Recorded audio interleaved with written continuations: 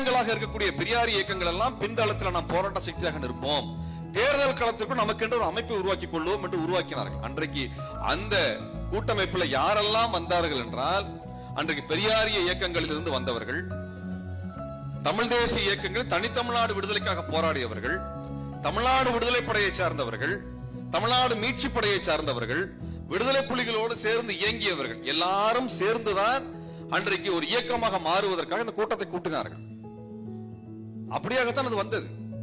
அந்த சமயத்தில் என்ன நடந்தது என்றால், அன்றைக்கு ஈழ ஆதரவு போராட்டமாக இலங்கை அரசுக்கு எதிராக, இலங்கை தூதருக்கு எதிராக அல்லது இலங்கை ஆதரிக்கக்கூடியவர்களுக்கு எதிராக பெரியார் திராவிட கழகம் போராட்டத்தை நடத்தும். அந்த போராட்டத்தோடு நாம் தமிழர் கட்சியை சேர்ந்தவர்கள் கொடியை தூக்கிட்டு வருவாங்க. போராடி கைதாவது பெரியாரிய தோழர்களாக இருப்பார்கள், பெரியார் திக தோழர்களாக இருப்பார்கள். பேட்டி கொடுப்பது நாம் தமிழராக இருக்கும். இதுதான் நடந்தது.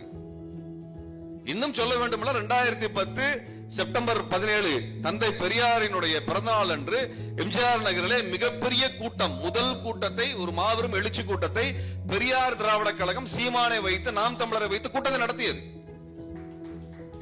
உண்மையிலேயே தோழர்